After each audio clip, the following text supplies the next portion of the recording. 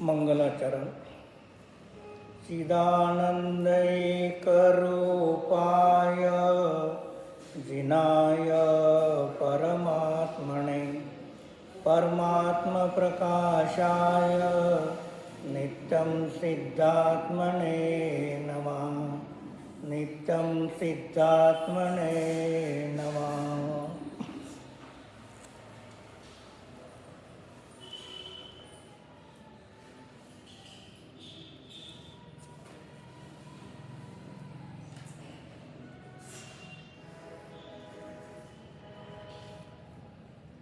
गाथा नंबर 18 पूर्ण झाली नाही ना? गाथा 18 नंबर झाली का? पूर्ण अर्धी झाली ना?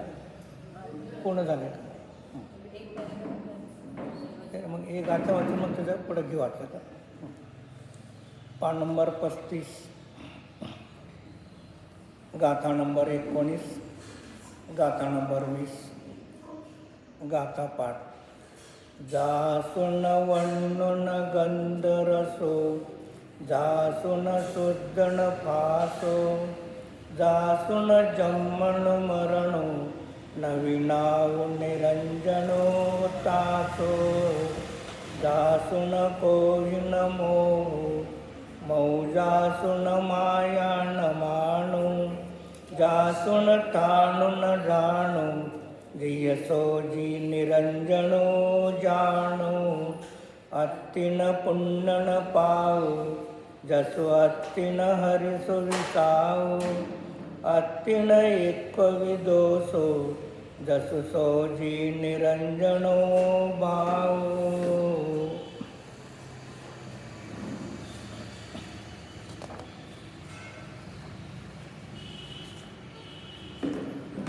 हिंदी गाथा. इकडं आहे का? आता पण प्राकृत नाही. 20 नंबर मागडच्या पानावर हिंदी गाथा 36 पानावरती हिंदी आहे.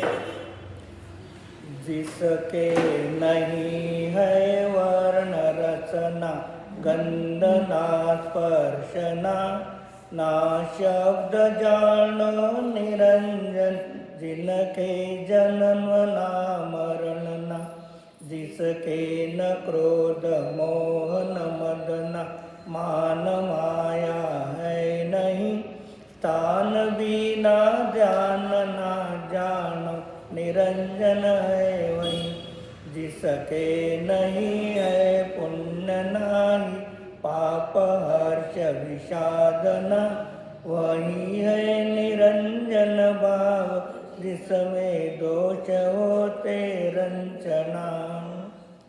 आचार्य योगेंद्र देवीरची परमात्मा प्रकाश ग्रंथ.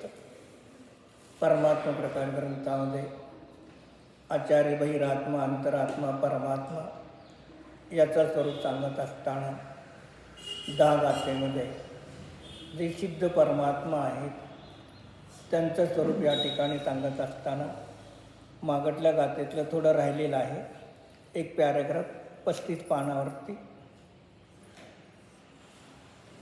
संसार अवस्था में शुद्ध द्रव्यार्थिक नय की अपेक्षा सभी जीव शक्ति रूप से परमात्मा है, व्यक्ति रूप से नहीं है, ऐसा कथन अन्य ग्रंथों में भी कहा है. संसार अवस्थामध्ये सुद्धा द्रव्यार्थिक ज्ञाने शुद्ध द्रव्यार्थिक ज्ञाने सर्व जीवापाशी परमात्मा शक्तिरूपाने आत्ताही विद्यमान आहे, पण व्यक्तिरूपाने नाही. व्यक्तिरूपाने अरहंत आणि सिद्धामध्ये परमात्मा अवस्था व्यक्त रूपाने आहे. जसं दूध आहे तर दुधामध्ये शक्तिरूपाने तूप आहे. दुधामध्ये शक्तिरूपाने तूप आहे, पण व्यक्तिरूपाने तूप नाही. आणि दुधामध्ये जर शक्तिरूपाने जर तूप नसलं असतं तर त्या दुधाला गरम करून थंड करून विरजण लावून त्याच्यातून दही लोणी तूप अवस्था प्राप्त झाली नसते. जे दुधामध्ये तुपाला प्राप्त होण्याची शक्ती आहे, म्हणून प्रक्रियाच्या जरी तूप उत्पन्न होऊ शकतं. तसं इथे आचार्य सांगतात, शक्तिरूपाने आपण सर्वांमध्ये परमात्मा अवस्था विद्यमान आहे. असं असताना सुद्धा व्यक्त अवस्थेमध्ये आपण कसे आहोत, परमात्मा अवस्थेला प्राप्त नाही. विचार बघायचं, परमात्मा अवस्था आपल्यापाशी नाही. शक्तिरूपाने आपण परमात्मा आहोत शाश्वत, पण व्यक्तिरूपाने परमात्मा नाही. व्यक्तिरूपाने बहिरात्मा नाही. परमात्मा पण नाही, बहिरात्मा पण नाही आणि अंतरात्मा आहे. म्हणजे पर्यार्थिक ज्ञानाने 3 आत्म्यामध्ये कोणचा आत्मा आहे हे निर्णय आपल्याला स्वतःला आपलाच करायचा आहे, दुसरा कोणी करणार नाही. म्हणून शक्तिरूपाने द्रव्यदृष्टीने श्रद्धा, ज्ञान, चारित्र्य आदी अनंत गुणाने युक्त परमात्मा आत्ताही आपल्यापाशी आहे. पण 3 अवस्थेपैकी बहिरात्मा आणि परमात्मा अवस्था आपल्यापाशी आत्ता नाही, अंतरात्मा आहे. आणि अरहंत आणि सिद्धापचे कार्य परमात्मा पण आहे आणि कारण परमात्मा निश्चयण्याने व्यवहाराने दोन्हीही त्या ठिकाणी शुद्ध आहेत. कळलं? शिवमित्ताच्या अर्थात परमकल्याण रूप, निर्वाण रूप, महाशांत, अविनश्वर ऐसे मुक्ति पद को जिसने पा लिया है वही शिव है. ज्यांनी पर्यायामध्ये मोक्ष अवस्था प्राप्त केली त्यांना शिव म्हणतात. गेल्या महिन्यात आपण चतुर्दशीला काही न केले या ठिकाणी आदिनाथ भगवंताचा निर्वाण अवस्था आपण काय केली, उत्सव केला. त्याला हिंदू धर्मामध्ये काय म्हणतात लोक, महाशिवरात्री. महा म्हणजे श्रेष्ठ, शिव आणि रात्री. तर आदिनाथाचा निर्वाण रात्रीच्या समयाला झाला. महाशिवरात्री अशा रात्री महान आदिनाथ भगवंतांनी शिव म्हणजे मोक्ष प्राप्त केलेला आहे. म्हणून आपण रात्री न करता आपण सकाळी करतो. आणि ते लोक काय करतात, रात्री झाल्यामुळे तेच महाशिवरात्री रात्री म्हणतात. मग असं जे पूर्ण का झालेले, एक मुक्त झालेले आहे ते शिव म्हणजे सिद्ध परमात्मा आहेत. नैयायिका तथा वैशेषिक आदि का माना हुआ अन्य कोई एक जगत करता, सर्वव्यापी, सदा मुक्त, शांत शिवरूप नहीं है. यह शुद्ध आत्मा ही शांत है, शिव है, उपादेय है. आता 5 प्रकारे अर्थ करताना ते शब्दार्थ सांगितला. सिद्ध परमात्मा असे असतात. मग व्यवहारण्याने सिद्ध परमात्मा सिद्ध आहे. निश्चयण्याने आपण सगळ्यामध्ये कारण परमात्मा सिद्ध, म्हणजे शब्दार्थ झाला. नयार्थामध्ये निश्चयने आणि व्यवहारण्याने दोन्ही अर्थ झाला. आणि मतार्थाने जे तीर्थंकर जे मुक्त झाले, पूर्वी संसार अवस्थेमध्ये होते आणि संसार अवस्थेतून काय झालं, नंतर मुक्त अवस्थेला प्राप्त झाले. म्हणून याच्यासाठी आचार्यांनी उमास्वामींनी काय सुचवलं, संसारिणा मुक्ताच. का सांगितलं, संसारिणा मुक्ताच.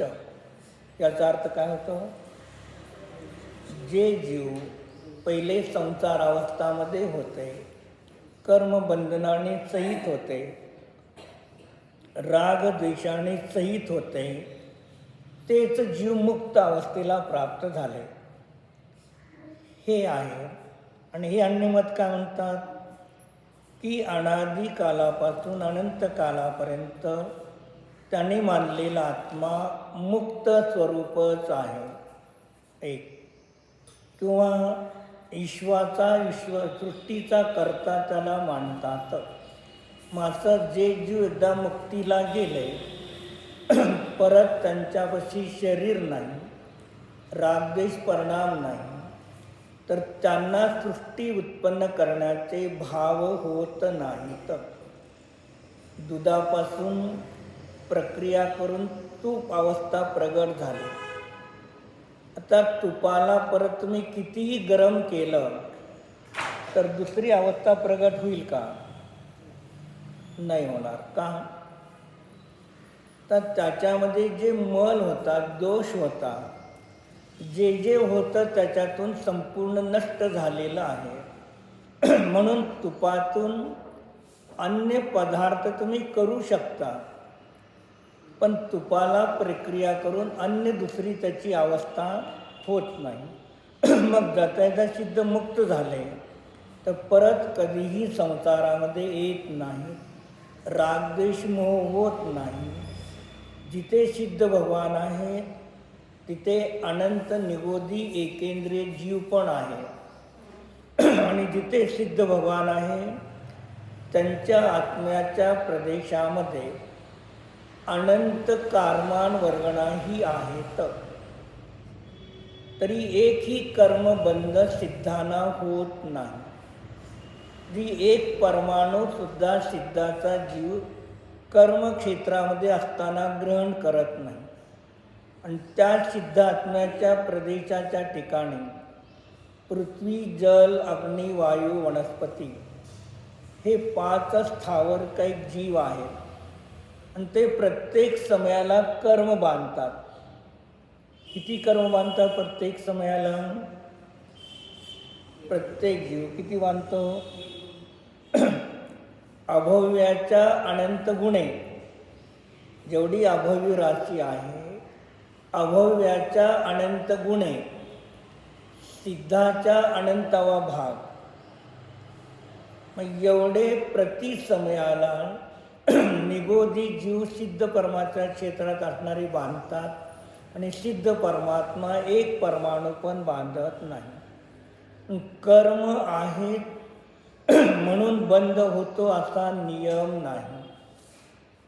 तर कर्माचा उदय, जीवाचे परिणाम रागद्वेषमय होतात तेव्हा कर्म बांधतात. आणि सिद्ध भगवंतापाशी शरीर नाही, इंद्रिया नाही, शौक्षमिक ज्ञान नाही, रागद्वेष नाही, 11व्या गुणस्थानाचाच वीतराग झाले. म्हणून त्यांना सृष्टी उत्पन्न करण्याचा भाव होत नाही. असे जे शिव आहेत, जे संसारी होते, ते मुक्त झालेले आहेत. आणि अन्य लोकांसारखं अनादिकालापासून आत्मा मुक्त आहे असं जैन धर्म मानत नाही. मग त्यांच्यासारखं मानलं तर का होईल? अनादिकालापासून जीव मुक्त आहे. मग काय झालं? मग ते उमास्वामीचं सूत्र उलटं करा. काय करायचं? मंगल उलटं सूत्र करायचं. संसारिणा मुक्ताच, उलटं काय करायचं? मुक्तानां संसारिणाच. कारण सदा मुक्त मानतात. म्हणून काय म्हणतो कृष्ण गीतेमध्ये, जेव्हा जेव्हा धर्मावरती ग्लानी येते तेव्हा तेव्हा मी परत अवतार घेतो. काय झालं? मुक्त होते, परत अवतार घेतला. आपल्यामध्ये एकदा संसारातून मुक्त झाला की परत जन्म मरणाच्या फेऱ्यात फिरत नाही, असा मतार्थाने शिवशब्दाचा अर्थ, मुक्त जीवाचा अर्थ जो अन्य लोकांनी केलेला आहे तो चुकीचा आहे. आणि आगमार्थ सिद्धाचं असं स्वरूप आहे हे आगमात सांगितलेलं आहे. आगमार्थ झाला. आणि भावार्थ का सांगितलं त्यांनी शेवटी? यह शुद्ध आत्मा ही शांत है, शिव है, उपादेय है. वह म्हटलं का? यह म्हटलं. यह शब्दाचा अर्थ माझा. यह म्हणजे मी. मग आत्तासुद्धा माझा आत्मा कसा आहे? संसार अवस्थेमध्ये सुद्धा शुद्ध निश्चय नयाने शिव म्हणजे मोक्ष स्वरूप आहे. माझ्या आत्म्याचा स्वभाव निमाने मोक्ष स्वरूप आहे. आपल्याला आपल्या घरामध्ये असणारा दर्पण तो आपल्या आत्म्याचा स्वभाव मोक्ष स्वरूप आहे तो दाखवून देतो. आपल्या घरातला आरसा आपणाला दाखवून देतो तुमचा स्वभाव मोक्ष स्वरूप आहे. कसं दाखवून देतो? आपल्या घरातला आरसा आपल्या आत्म्याचा स्वभाव मोक्ष स्वरूप आहे हे कसं दाखवून देतो आपल्याला? जो जो व्यक्ती त्या दर्पणासमोर उभारतो आणि आपली जी काही क्रिया करायची ती करून तिथून दूर जातो, तेव्हा दर्पण किती लोकांच्या चेहऱ्याला ठेवून घेतलेला आहे? नाही. याचाच अर्थ काय दाखवतो? तो दर्पण सांगतो मी कोणाचाही चेहरा ठेवून घेत नाही, प्रतिबिंबित करतो, दाखवतो, पण कोणाच्या चेहऱ्यारूप होत नाही, त्यांना ठेवून घेत नाही. म्हणून मी जसा मुक्त आहे तसं समजा आपल्याला जसं समजतं तेव्हापासून आपण किती पदार्थाला जाणलेला आहे? 100 कोटी पदार्थाला जाणलं. म्हणजे या 100 कोटी पदार्थाला जाणून तुमच्या ज्ञानामध्ये ज्ञानाने किती पदार्थाला ठेवून घेतलं आहे? बस हेच मोक्ष स्वभाव आहे माझा. जे ज्ञान अनेक पदार्थाला जाणत असताना जाणतं, जाणत नाही असं नाही, जाणत असून सुद्धा कोणत्याही पदार्थाला ठेवून घेत नाही. पण ज्या ज्या पदार्थाला तुम्ही जाणलेलं आहे आणि जेवढ्या जेवढ्या पदार्थाचं तुम्हाला स्मरण होतं, काय तर पदार्थांचं स्मरण होतं, मग त्या पदार्थाच्या स्मरणामध्ये पदार्थ असतं का ज्ञान असतं?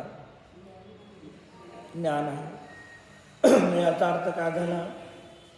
माझं ज्ञान अनेक पदार्थाला जाणत असताना सुद्धा ज्ञान पराला ग्रहण करत नाही, पररूप होत नाही.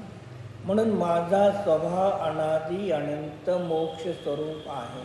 बस हे निर्णय करा आज. आणि जो आज निर्णय करेल, जसं बोर पाडताना जमिनीमध्ये पाणी होतं, बोरच्या माध्यमातून बाहेर पाणी प्रगट झालं, तसं जे जे जीव शिवमोक्ष अवस्थेला प्राप्त झाले, प्रत्येकाचा द्रव्याचा स्वभाव मोक्ष आहे.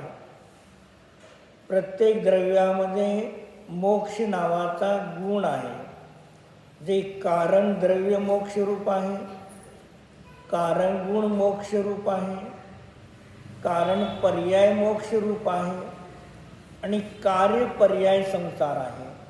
आत्ता म्हणून हेच कारण द्रव्य, कारण गुण, कारण पर्याय मोक्ष रूप आहे.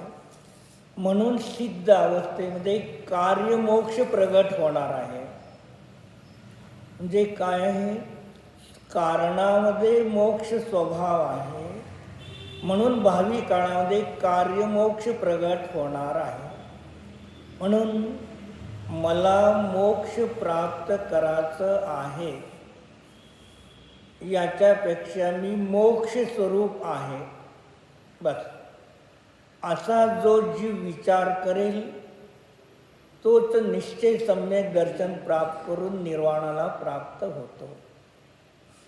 आणि मोक्ष प्राप्त झालेल्या जीवाचं ध्यान करून मोक्ष होत नाही. आपल्या भावी काळाच्या मोक्ष पर्यायाचं ध्यान करून मोक्ष होत नाही.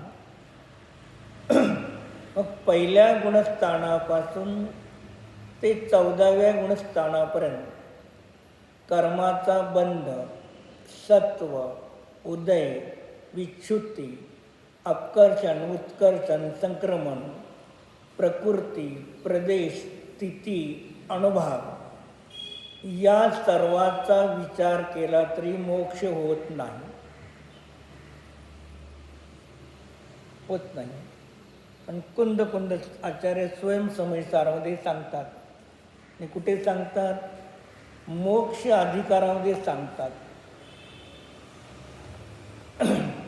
की हे जीव, तू याचा विचार केल्याने तुला काय होणार आहे? पर्यायामध्ये मोक्ष अवस्था प्राप्त होत नाही.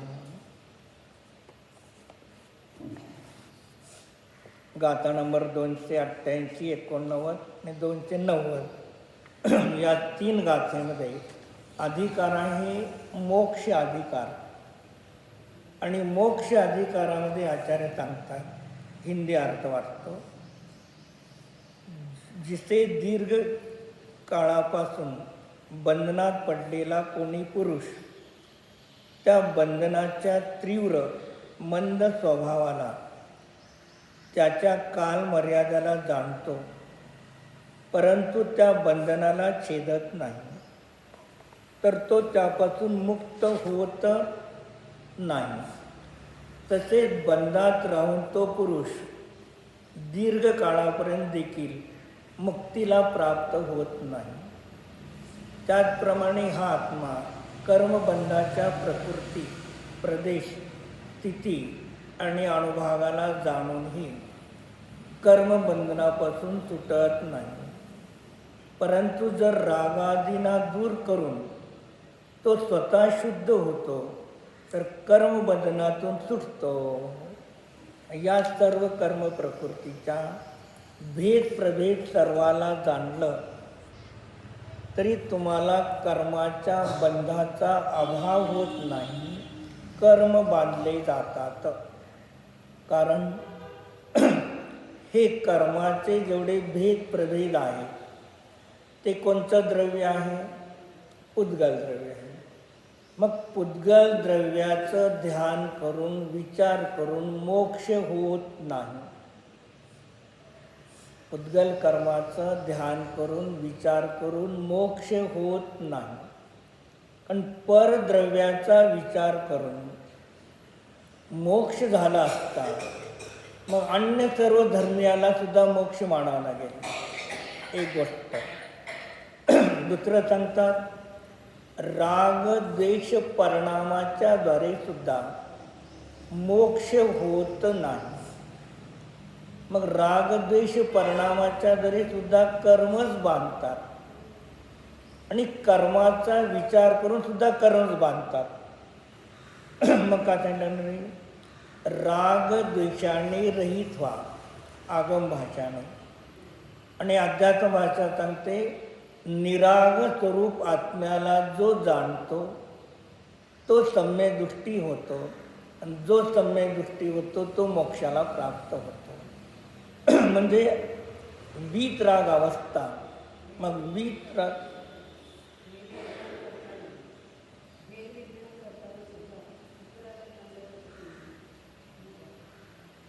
जसं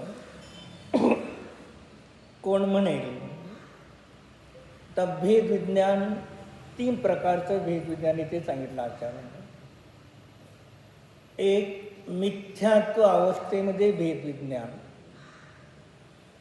एक सम्यक दर्शन झाल्यानंतर सविकल्प अवस्थेमध्ये भेद विज्ञान, आणि तिसरं स्वशुद्ध आत्म्याला जाणत असताना भेद विज्ञान. भेद विज्ञान मिथ्यात्व अवस्थामध्ये 6 द्रव्ये, 7 तत्व, 9 पदार्थ, याच्यातून आपला आत्मा वेगळा काढला आणि परद्रव्याला वेगळं केलं. हे मिथ्यात्व अवस्थेमध्ये स्वपराचं भेद विज्ञान करताना त्याला तो जाणतो. सम्यक दर्शन झाल्यानंतर विकल्पाच्या अवस्थेमध्ये तिथेही भेद विज्ञान आहे. रावणाने सीतेला पळवून नेलं, मग रामापाशी भेद विज्ञान आहे का? नाही आहे. मग राम रडतो, सीता माझी कोण बघितली का विचारतो. मग त्यावेळेला भेद विज्ञानाचा सद्भाव आहे का नाही? काय आहे? श्रद्धेमध्ये, ज्ञानामध्ये सीतेच्या जीवाचा आणि माझ्यामध्ये अत्यंत अभाव स्वभाव आहे. माझा जीवच माझा आहे आणि बाकी हे माझे चिता नाही. तिथे पण भेदविज्ञान आहे. आणि ज्या वेळेला राम दुःखी आहे, ज्ञानाचा विषय सीताला करत आहे, ज्ञानाचा विषय सीता आहे. मग ज्ञान नेरूपाने परिणत आहे, ज्ञानाची सविकल्प अवस्था आहे. चारित्र्यामध्ये नो कषायामध्ये दुःख आहे, हास्यरती अरती शोक भय युगता दुःख आहे. मग ज्ञानाचं सविकल्प परिणमन आहे, चारित्र्यामध्ये दुःख आहे, चारित्र्यामध्ये सीताबद्दल राग आहे. मग एवढं असताना ज्ञानाची होणारी नियार्थ परिणती, चारित्र्याचा होणारा राग भाव आणि चारित्र्याची होणारी दुःख परिणती हा माझा स्वभाव नाही. ती परिणती असताना सुद्धा तिथे सुद्धा स्वपराचं भेदविज्ञान आहे. त्या पर्यायाला, त्या अवस्थेला आपल्या त्रिकालवरती स्वभावात एक करत नाही. म्हणजे सम्यक दृष्टीचं विकल्पाच्या अवस्थेत भेदविज्ञान, एक मिथ्याच्या अवस्थेत प्रायोगलब्धीमध्ये स्वपराचं भेदविज्ञान करतो, तिथे भेदविज्ञान आहे. मग मिथ्या दृष्टीचं भेदविज्ञान आणि सम्यक दृष्टीचं भेदविज्ञान दोघांची अवस्था बंधालाच कारण आहे. दोघांची अवस्था बंधालाच कारण आहे. कारण दोघांचा विषय परद्रव्य आहे, स्वद्रव्य नाही. आणि ज्या वेळेला करणलब्धीतून सम्यक्त्व प्राप्त होतं, निश्चय सम्यक दर्शनाची प्राप्ती होते आणि ज्ञानाच्या द्वारे मी अनादि अनंत मोक्ष स्वरूप शुद्ध आत्मा आहे असं एक क्षण मात्र आपल्या मोक्ष स्वरूप आत्म्याला जाणतो. ते झालं स्वला स्वरूपाने जाणतो. आणि माझ्या आत्म्यामध्ये भावकर्म द्रव्यकर्म नो कर्म नाही, हे पर. मग तिथे स्वानुभूतीच्या वेळेला जे खरंच तो भेद विज्ञान आहे ते निश्चय, आणि स्वानुभूतीच्या वेळेला द्रव्यकर्म भावकर्म नो कर्म याला भिन्न करावं लागलं नाही, भिन्न झाले. स्वला स्वरूपाने जाणतो तेव्हा पर काय झाले, आपोआप भिन्न झाले की नाही. पराला भिन्न करावं लागलं का. कामिनीची आता शास्त्रानंतर तुम्ही घरी जाणार, मग घरी जात असताना शिडी चढताना तुम्हाला शिडी एकच आहे, मग तुम्ही डावीकडे जाणार का उजवीकडे जाणार. तुमच्या घराला कोणीकडे जाणार. पायऱ्या चढल्यानंतर डावीकडे जाता का, नाही जात. पण उजवीकडे जाता का नाही. काम असं तर जाऊ गोष्ट निराळी, पण इथून गेल्यानंतर तुम्ही शिडी चढल्यानंतर दोन्हीकडे रस्ते आहेत. जाऊबाईचं पण घर आहे, तुमचं पण घर आहे. पण तुम्ही तुमच्या घरामध्ये गेला तर जाऊबाईचं घर सोडायला का सुटलेलं आहे. तुम्ही इकडे प्रवेश करा, जे भिन्न आहे, भिन्नाला सुटलेल्या वस्तूला सोडायचंच नाही. तसं मग स्वला एकत्वाला एकत्र रूपाने जाणतो, अनुभव करतो, त्याला विभक्त ते विभक्त आपोआप झाले. ते निश्चय भेद विज्ञान हे खरं भेद विज्ञान. आणि त्या निश्चय भेद विज्ञानाला प्राप्त झाल्यानंतर विकल्पाच्या भूमिकेत असणारं भेद विज्ञान व्यवहार भेद विज्ञान आहे, आणि ते बंधाला कारण आहे.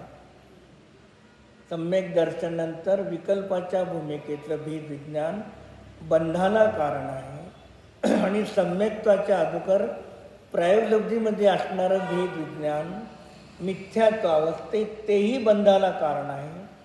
पण प्रायोगलब्धीनंतर करणलब्धीमध्ये प्रवेश करून सम्यक दर्शन प्राप्त करणार आहे. म्हणून त्या भेद विज्ञानाला निश्चयाच्या प्राप्तीनंतर ते मोक्ष मार्गासाठी कारण म्हटलं जातं. एक. दुसरं, श्रेणी आरूढ होतात मुनिराज. मग श्रेणी आरूढ असताना मुनिराज पराला जाणतात का नाही, का स्वला जाणतात?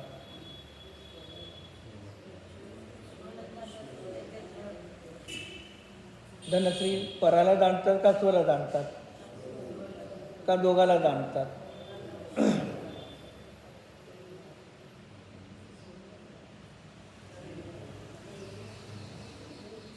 प्रश्न काय? स्वला जाणतात का पराला जाणतात का दोघाला जाणतात? पराला जाणत नाही. बराबर. पहिलं शुक्ल ध्यानाचं नाव काय आहे? पहिलं शुक्ल ध्यान पृथकत्व वितर्क विचार. पृथकत्व वितर्क विचार किती योग आहेत? तिन्ही योग आहेत. या तीन योगामध्ये पृथकत्व वितर्क विचारामध्ये स्वतःचा शुद्ध आत्माविषय का परद्रव्य आहे? नाही, मी तर चुकतंय. 6 द्रव्य त्या ज्ञानाचा विषय आहेत का नाही? तसं नाही. पृथक म्हणजे द्रव्यावरून गुणार्थू, गुणावरून तो पर्यायावरती, मनावरून वचनावर, वचनावरून कायावरती. मग या पृथकत्व वितर्क आणि एकत्व अविचार अपृथक याच्या ध्यानाचा विषय 6 बाहेरचे द्रव्य आहेत. कोण आहे? 6 द्रव्य पर आहेत. तर ते द्रव्य त्यांचे गुण किंवा त्यांच्या पर्याय आहेत. म्हणजे इथे पहिल्या शुक्ल ध्यानामध्ये काय, हे जे आहे त्याचा विषय पर आहे. पहिल्या आणि दुसऱ्या दोन्ही शुक्ल ध्यानामध्ये, दोन्हीमध्ये नाही. इथे पण सु आहे, पण कोण काय म्हणतं? पराला जाणून संवरपूर्वक निर्जराव होते का नाही, असं पुष्कळ लोकांचं म्हणणं आहे. आणि आचार्य सांगतात की अन्य लोक म्हणतात पराला जाणून संवरपूर्वक निर्जराव होते, आश्रव बंद होत नाही. पण आचार्य सांगतात पराला तुम्ही पहिल्या गुणस्थानापासून 6व्या गुणस्थानापर्यंत पराला जाणत असताना सुद्धा बंद आहे. आणि श्रेणी आरूढ असताना सुद्धा तुम्ही पराला जाणता तर बंद आहे, संवरपूर्वक निर्जरा नाही. कारण जर परद्रव्याला जाणून संवरपूर्वक निर्जरा होते तर मग स्व आत्म्याला जाणण्याची आवश्यकता नाही. म्हणून श्रेणी आरूढमध्ये आश्रव, बंध, संवर, निर्जरा 4 आहेत. एका टायमाला 4ही आहेत. मग तिथे कसं सांगितलं? श्रेणीमध्ये 4 ज्ञानाच्या पर्यायापैकी कोणतं ज्ञान असतं? मती, श्रुत, अवधी, मन, पर्याय. या 4 ज्ञानापैकी कोणतं ज्ञान असतं? श्रेणीमध्ये उपयोग रूपाने श्रुत ज्ञान आहे. मग तो 7 नंबर चार्ट उघडा तुमच्या समोर. श्रुत ज्ञान 3 आहे. कोणतं श्रुत ज्ञान आहे तिथं? आयकचं श्रुत ज्ञान आहे, मती श्रुत ज्ञानमधलं श्रुत ज्ञान का न बचं न बचं श्रुत ज्ञान आहे का आपाचं श्रुत ज्ञान आहे? हां, म्हणजे याचाच अर्थ काय झाला? मानसजनित श्रुतज्ञान श्रेणीमध्ये नाही, ब नैरूपी श्रुतज्ञान श्रेणीमध्ये नाही. कारण ब नय श्रुतज्ञान आणि आयकचं श्रुतज्ञान दोन्ही मनाच्या द्वारे होतात. मग आता जे आपाचं मती श्रुतज्ञान आहे ते मती श्रुतज्ञान 5 इंद्रिय मनाचं अवलंबन न घेता आत्मिक शक्तीने प्रगट होतं. मग ते श्रुत ज्ञान आहे. कोणचं? पाचचं श्रुत ज्ञान. त्यालाच काही ग्रंथात भावश्रुत ज्ञान म्हणतील, अतींद्रिय ज्ञान म्हणतील, प्रमाण ज्ञान म्हणतील. मग ते जे ज्ञान आहे त्या श्रुत ज्ञान पर्याय एक आहे. काय आहे? श्रुत ज्ञान पर्याय एक आहे. एका ज्ञान पर्यायाचे विषय 2 आहेत. पर्याय ज्ञान एक आहे. एका ज्ञानाचे विषय 2 आहेत. आणि 2 ज्ञान पर्यायाचे एका ज्ञानाच्या पर्यायामध्ये अविभाकृतीचे 2 आहेत. पर्याय ज्ञान एक, अविभाकृतीचे 2 भिन्न, आणि या 2 अविभाकृतीचे विषय 2 भिन्न आहेत. मग श्रेणी आरोहणमध्ये जे मुनिराज पहिल्या दुसऱ्या शुक्ल ध्यानात असतात तेव्हा त्यांचा विषय परद्रव्यच आहे. त्याला जाणून आश्रव आणि बंधच आहे. आणि त्याच वेळेला त्या ज्ञानाच्या पर्यायामध्ये जे ज्ञानाच्या पर्यायामध्ये अविभाग प्रतिच्छेद 2 प्रगट झाले, मग काही अविभाग प्रतिच्छेदाच्या समाने परद्रव्याला जाणलं म्हणून आश्रव आणि बंध आहे. आणि त्याच ज्ञानाच्या पर्यायामध्ये काही अविभाग प्रतिच्छेद आपल्या स्वशुद्ध आत्म्याला जाणतात. मग स्वशुद्ध आत्म्याला जाणतात म्हणून समरपूरक निर्जर आहे. आणि बुद्धिपूर्वक पराला जाणतात. मग त्याला गौण करून काय केलं? बुद्धिपूर्वक अबुद्धिपूर्वक असा भेद न करता आगम ग्रंथामध्ये सांगितलं की 2 शुक्ल ध्यानामध्ये संवरपूर्वक निर्जरा आहे. पण त्या 2 शुक्ल ध्यानामध्ये स्वशुद्ध आत्म्याला लक्ष करून संवर निर्जरा चालू आहे. परद्रव्याला लक्ष करून संवर निर्जरा नाही. मग हे सगळं तिथे स्पष्टीकरण उमास्वामी आचार्यांच्या सूत्रामध्ये न्याय ग्रंथाच्या माध्यमातून याला आपण भेद करू शकतो. मग तिथे आगम काय करतं? श्रेणी आरोहणमध्ये शुद्धोपयोग आहे. पहिल्या 6 गुणस्थानापर्यंत शुभोपयोग अशुभोपयोग आहे. 8व्या गुणस्थानापासून शुद्धोपयोग आहे. आणि 13व्या गुणस्थानामध्ये शुद्धोपयोगाचं फळ आहे. एक सामान्य रूपाने तो कथन करणार. मग त्यालाच न्याय ग्रंथातून जर आपण पाहिलं आहे, ज्ञानाचा जो स्वभाव सोपर प्रकाशी आहे त्याच्या दृष्टीने जर आपण जेव्हा पाहतो मग त्याचं व्यवस्थिशीर विश्लेषण काय केलं? जयसेनाचार्यांनी समयसारच्या टीकेमध्ये त्या ठिकाणी दाखवून दिला. जे ज्ञानाचा जो सोपर प्रकाश स्वभाव आहे तो सोपर प्रकाश म्हणजे काय आहे? त्या ज्ञान पर्यायामध्ये स्व काय आणि पर काय आहे अशी त्याची त्या ठिकाणी काय केलेलं आहे? चर्चा केलेली आहे. गाथा नंबर 292 आहे अमृतचंद्र आचार्यांच्या अपेक्षेने, आणि 313 आहे जयसेनाचार्यांच्या अपेक्षेने. महाराजाच्या पुस्तकातला पान नंबर आहे 296. ते गाथा त्याचे 297 पानावरती काय आहे त्याचं स्पष्टीकरण केलेलं आहे. मी ते जरा वाचून दाखवतो तुम्हाला. तत्र अतत्र परिहारा कथंचित सविकल्पम च कथंचित निर्विकल्पम च. मग ज्ञान कसं आहे? कथंचित सविकल्प आणि कथंचित निर्विकल्प आहे.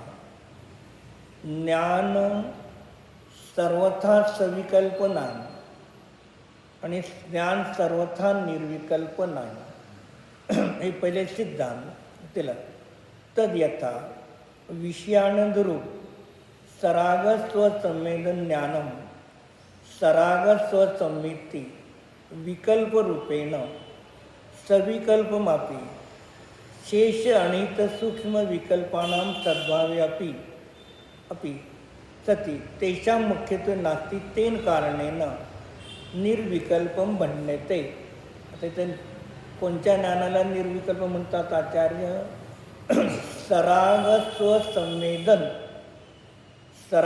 स्वसंवेदन ज्ञानाला निर्विकल्प म्हणतात. मग सराग स्वसंवेदन ज्ञान कधीही निर्विकल्प असत नाही. समजा आपणाला एखादा सिरियल आवडतो, सिनेमा आवडतो आणि तो आपण त्या ठिकाणी सिनेमा पाहत आहोत. मग तो सिनेमा पाहत असताना आपण काय झालो? एकमेक तन्मय झालो. मग तो सिनेमा किंवा सिरियल पाहत असताना बाकी काहीही विचार मुख्य नाहीत, म्हणून काय म्हणलं त्याला? निर्विकल्प. त्याला निर्विकल्प म्हणलं. मग त्याच वेळेला सिरियल पाहत असताना, सिनेमा पाहत असताना एकाग्र रूपाने पाहत आहोत. पण त्याच वेळेला हे कार्य झाल्यानंतर आपल्याला दुसरं काही कार्य करायचं आहे घरातलं, त्याची मुख्यता नाही, पण ते पण त्या ठिकाणी कार्य चालू आहे. सिरियल बघत असताना मुख्यता त्याची आहे, ते निर्विकल्प. पण अंतरंगामध्ये काही दुसरं काम करायचं आहे, ते विचार आहे, पण त्याची मुख्यता नाही, याची मुख्यता आहे. म्हणून त्याला म्हटलं ते निर्विकल्प ज्ञान आहे. पुढे सांगा. तथापि स्वशुद्ध आत्मसंमितिरूप वीतराग स्वसंवेदन ज्ञानमपि स्वसंमिती आकार एक विकल्पेन सविकल्पमापी. का सांगितलं? मग तसं स्वतःच्या शुद्ध आत्म्याचं ध्यान करणारी जी ज्ञान पर्याय ती स्वतःच्या स्वशुद्ध आत्म्याला जाणते, त्या अपेक्षेने सविकल्प आहे. कोणाला सविकल्प म्हटलं? इथं ध्यान करणाऱ्या आत्म्याला सविकल्प म्हटलं, आणि तिथे विषयानंदाला निर्विकल्प म्हणतात. वरची जी वाचलं विषयानंदाला निर्विकल्प म्हटलं, आणि ते ध्यानाला सविकल्प म्हणतात. पुढे सांगतात बहिर्विषय अनित सूक्ष्म विकल्पानां सद्भावेपि सती तेषां मुख्यत्वं नास्ति तेन कारणेन निर्विकल्प भन्यते. मग तीच ज्ञान पर्याय स्वतःच्या स्वशुद्ध आत्म्याला जाणते. म्हणून ती ज्ञान पर्याय कशी आहे? सविकल्प आहे. इथे सविकल्पचा अर्थ मनाचं अवलंबन नाही. याच्यावर नाही. ते 276-77 बसवलं. 76-77 पहिला नंबर चार्ट आहे ना, 1 नंबर चार्ट, ते 276-77 गाथेवर 1 नंबर चार्ट काढलेला आहे. मग इथे सांगितलं की स्वानुभव करत असताना वीतराग स्वसंवेदी असताना त्याला सविकल्प म्हटलं त्या ज्ञानाला. पण आपण पाहिलं ना, दर्शन स्वभावाने निर्विकल्प आहे, दर्शन स्वभावाने निराकार आहे, आणि ज्ञान स्वभावाने सविकल्प आणि साकार आहे. मग सविकल्प आणि साकार. स म्हणजे सहित, विकल्प म्हणजे पदार्थाच्या निर्णयाने सहित ज्ञान म्हणून ज्ञान सविकल्प. पदार्थाचा निर्णय करत ज्ञान म्हणून साकार. आणि दर्शन पदार्थाचा निर्णय पण करत नाही, दर्शन निर्विकल्प निराकार. म्हणून मती अवग्रह ज्ञानापासून केवळ ज्ञानापर्यंत सर्व ज्ञान सविकल्प आहेत, पदार्थाचा निर्णयाच्या अपेक्षेने. मग असं असताना सुद्धा स्वशुद्ध आत्मा जो आहे तो स्वशुद्ध आत्मा कसा आहे? अतींद्रिय ज्ञानाचा विषय आहे. काय? आत्मा स्वयमेव अतींद्रिय स्वरूप आहे, अनिंद्रिय नाही. अतींद्रिय आणि अनिंद्रियामध्ये फरक आहे. अतींद्रिय आणि अनिंद्रियामध्ये फरक काय आहे? अतींद्रिय कोणाला म्हणणार आणि अनिंद्रिय कोणाला म्हणणार? अनिंद्रिय मनाला म्हणणार. मन अनिंद्रिय आहे आणि आत्मा अतींद्रिय आहे. मग मन अनिंद्रिय आहे. मग अनिंद्रिय शब्दाचे 3 अर्थ सांगितले. मन अनिंद्रिय आहे, त्याचे त्यांनी 3 अर्थ सांगितले. अनइंद्रिय, इंद्रियासारखं बहिरंगामध्ये प्रगट नाही मन. इंद्रिय जसे 5 बहिरंगात प्रगट आहे तसं मन प्रगट नाही म्हणून अनिंद्रिय.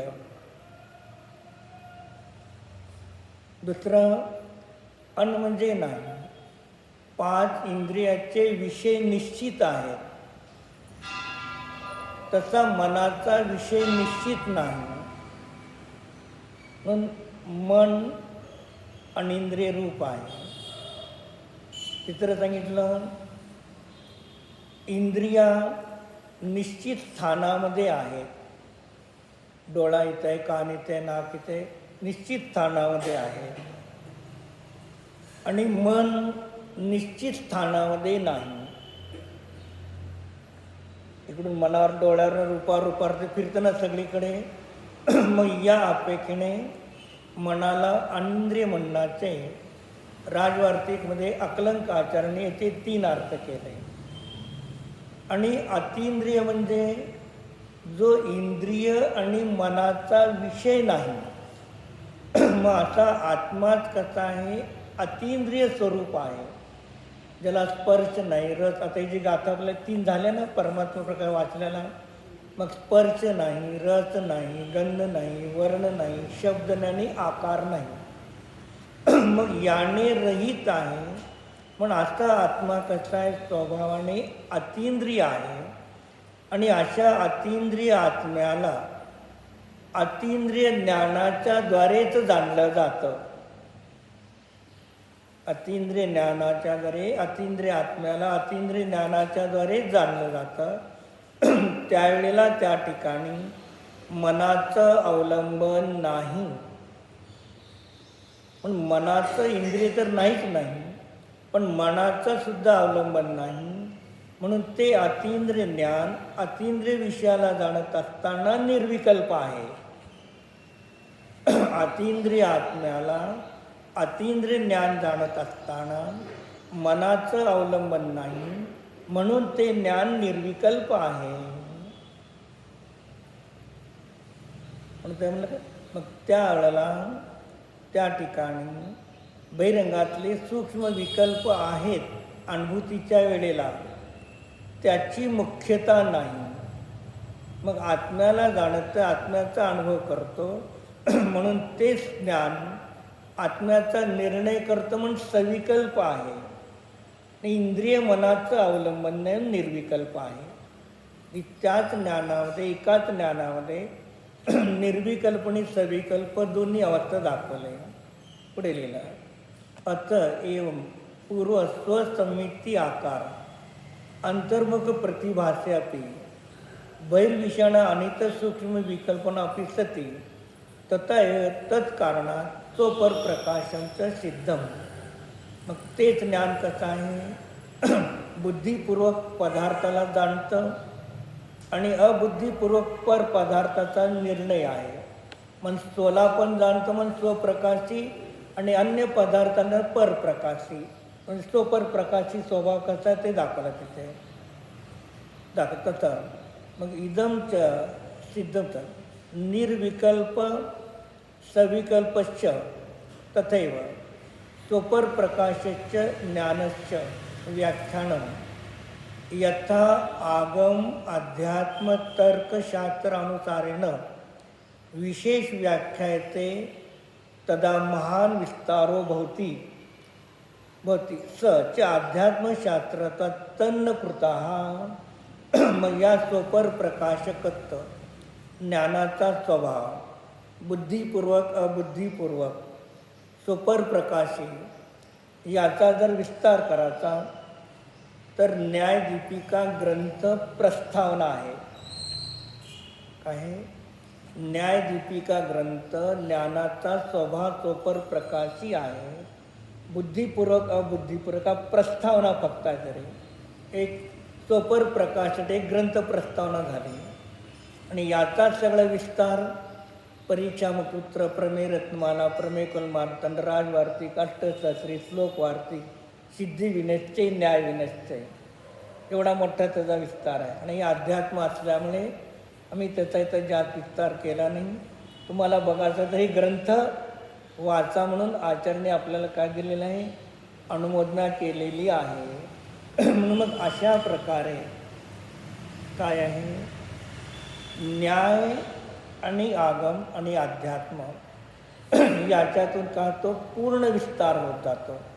म्हणून मग तिथे आचार्य सांगतात की दर्शन उपयोग पदार्थाचा निर्णय करत नाही, ज्ञान पदार्थाचा निर्णय करतं. मग ज्ञान सविकल्प साकार आहे. पण आत्म्याला जाणत असताना इंद्रिय मन याचं अवलंबन नाही, म्हणून ते ज्ञान निर्विकल्प आहे. आणि ज्या ज्ञानाला 5 इंद्रिय, मन, प्रकाश, देव, गुरु, शास्त्र याची अपेक्षा आहे, ती सगळी ज्ञान परोक्ष सविकल्प साकार आहेत.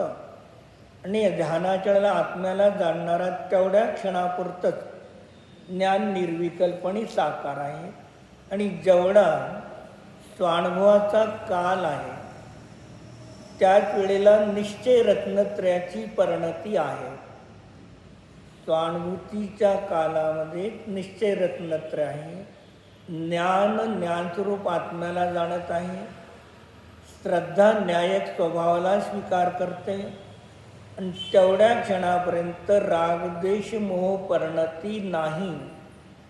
रत्नत्रय तेवढा काळच मोक्ष मार्ग आहे.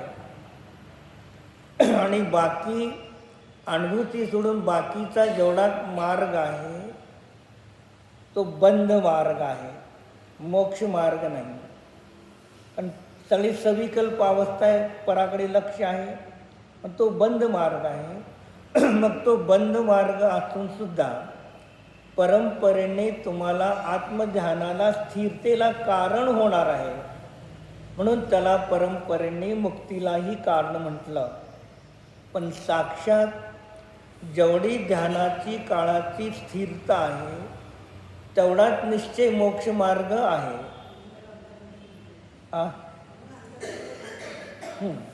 म्हणजे तेवढाच अंतर्मुहूर्तादी मोक्ष आहे. आणि बाकी इतर मुनी 4था असो, 5व्या असो, 6व्या गुणस्थांवरती असो, जेवढी प्रक्रिया आहे ती बंद मार्ग आहे. एक आणि बंद मार्ग असून सुद्धा बंद मार्ग नाही.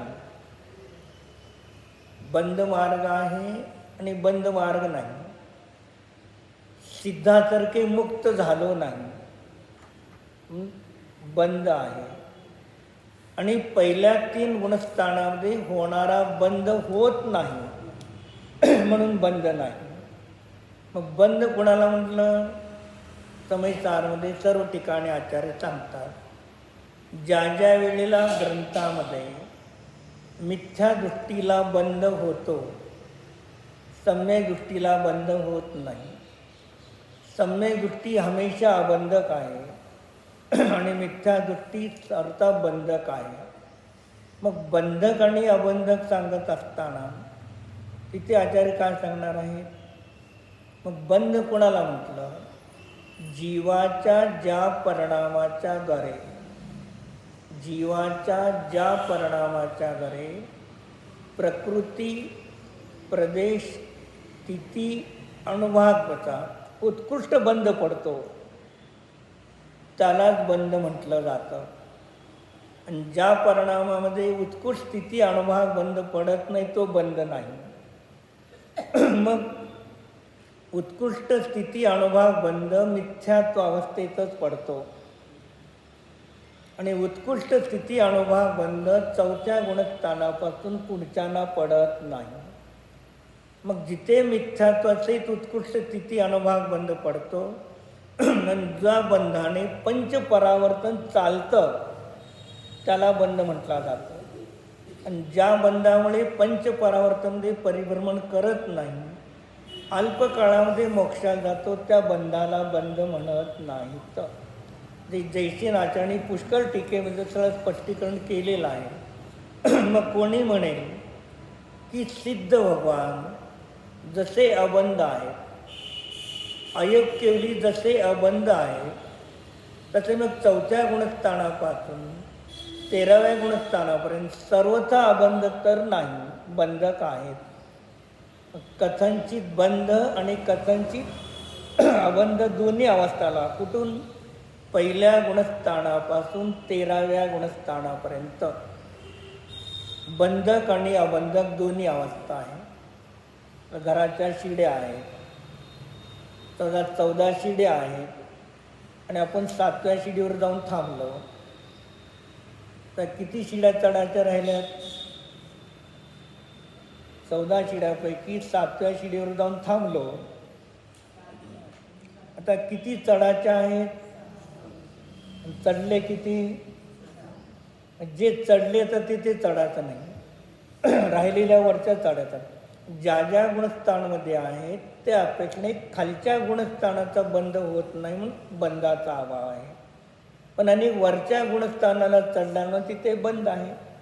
म्हणून 4थ्यापासून 13व्यापर्यंत बंध आणि अबंध दोन्ही आहे. मग तुम्ही सर्वथाच अबंध मानून बसला, मग मुनी दीक्षा घेऊन तपश्चर्या करण्याची आवश्यकता नाही. आणि सर्वथा जर बंध मानून बसला तरी बंधाचा अभाव होणार नाही. म्हणजे दोन्ही प्रकारे आगम आणि अध्यात्म. आगम सांगतो तुम्ही अनादी कालापासून बंद आहे, अध्यात्म सांगतो तुम्ही अनादी कालापासून मुक्त आहात. मग निश्चय नाही सांगतो अनादी अनंत मुक्त आहे, आणि आगम सांगतो अनादी शांत बंद आहे, जे अनादी कालापासून बंद आहे. कोणतं सूत्र सांगितलं धनश्री व्हावी? तुम्ही मग मागे जायचं ना 2-4-5 वर्षापूर्वी. जीवाला अनादी कालापासून बंद आहे यासाठी कोणतं सूत्र सांगितलं होतं? अनादी संबंधेच. मग तुम्ही त्याला प्रश्न काय विचारला होता? आत्मा जर मुक्तच आहे, याला बंध का सांगितलं? तर तुम्ही त्या प्रश्न विचारता. मग तिथे आचार्याने काय सांगितलं? अनादी संबंधे हे बंध व्यवहारण्याने आहे, आणि अनादी कालापासून बंद असताना सुद्धा निश्चयण्याने अबंध आत्मा आहे. जी एका सूत्रात दोन्ही आहे, पण मुख्यतः बंधाची आहे. आणि बंद असताना सुद्धा सर्वथा अबंध मानला तर चालणार नाही, आणि सर्वथाच बंध मानला अबंध नाही मानला तर चालणार नाही. एकांत होतो. म्हणून आचार्यांनी जो अनादी कालापासून आत्म्याला मुक्त मानतो त्याला सांगितलं बंध आहे, आणि जो बंध म्हणून आत्म्याचा स्वभावच बंध मानून बसलो तेव्हा सांगितलं निश्चयाने अबंध आहे. जे आजच्या जिनवाणीमध्ये काय आहे? परस्पर कुठेही विरोध नाही. आपण व्यवस्थिशीर वाचन करून अध्ययन करून आपली श्रद्धा आपण करून या भावातून इथून निघून जावा. हो.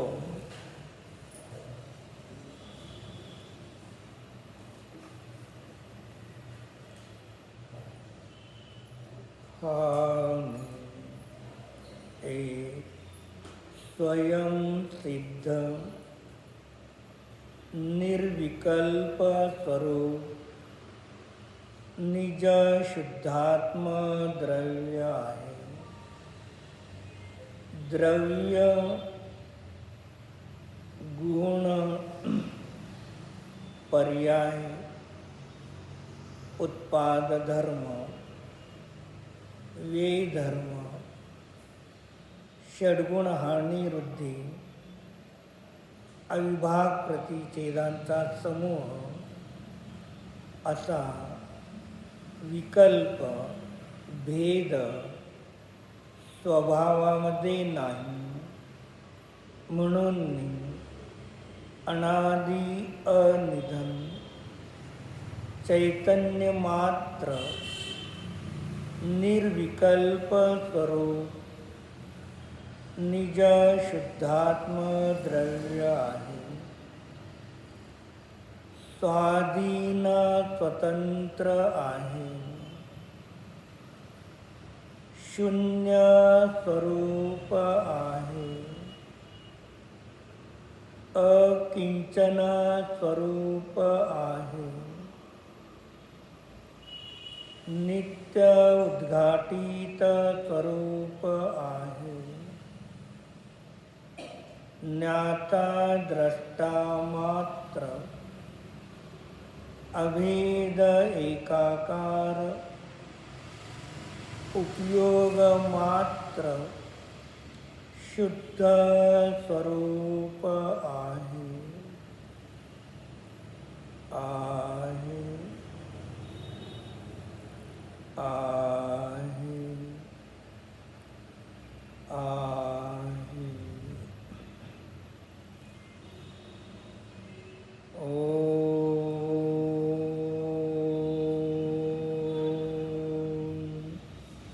शांति शांति शांति.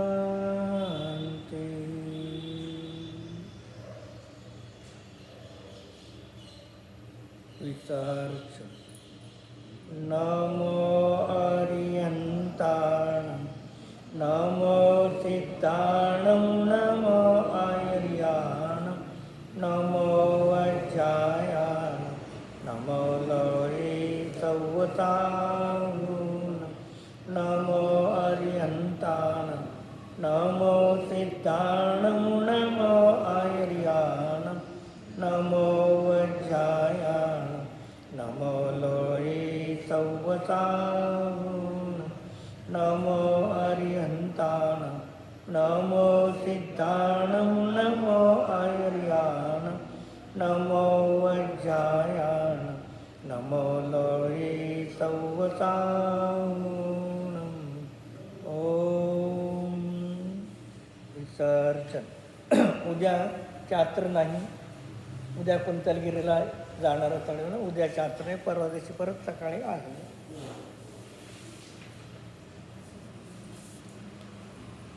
जावाणी